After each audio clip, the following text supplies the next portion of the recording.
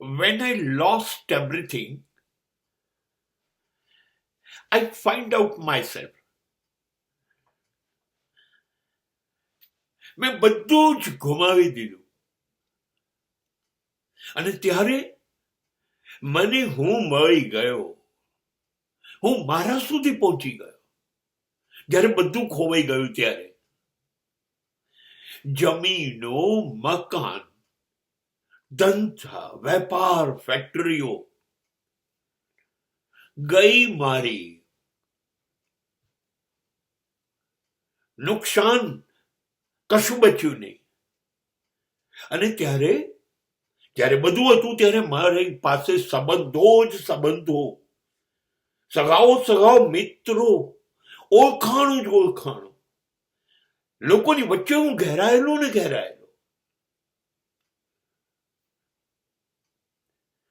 બધું ગયું ને એ લોકો પણ ગયા. સગા સૌ સ્વાર્થના.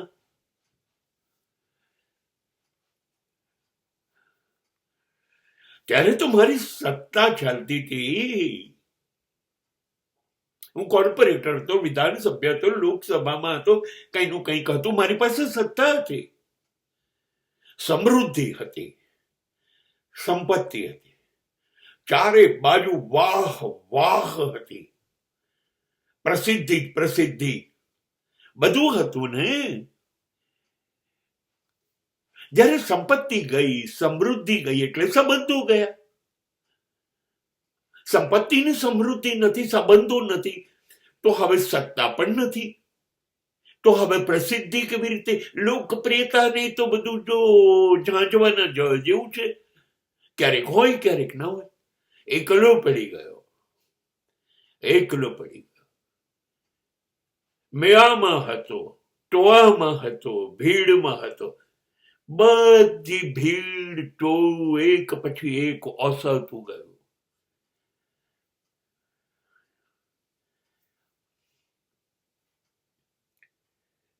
એકલો થઈ ગયો.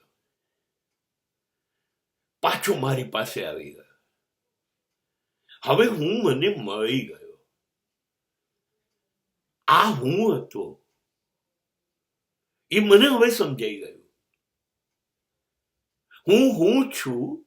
હું સિવાય બીજું બધું જે છે એ હું નથી. મારા સિવાય મારું કોઈ નથી, મારું કશું નથી. આ બધું મને સમજાઈ ગયું જ્યારે હું એક ખૂણામાં બેસી ગયો.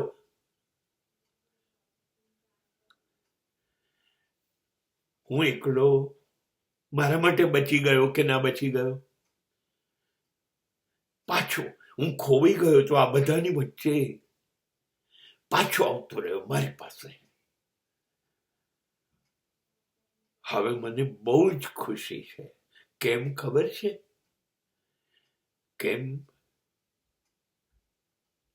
અત્યાર સુધી ઓળખાતા નહોતા ને જે લોકો, એ બધા ઓળખાઈ ગયા. બધા ઓળખાઈ ગયા. ખબર પડી કે હું કોઈનો નહોતો. મારી પાસે બધું હતું ને એટલે હું બધાનો હતો. હવે જો મારી પાસે કશું નથી રહેતું તો બધાએ મને પોતાનો રાખીને કરવું છે શું? તો છોડી દીધો. હા, બરાબર છે. એકલા આવ્યા હતા ને, હવે એકલા જવાનાની ટેવ તો પાડવી પડશે ને. સમાજનો ઉપકાર. મને આ સત્ય સમજાયું. બહુ જ આનંદ થયો એકલા પડવાનો, મને મારી જાતને ઓળખવાનો.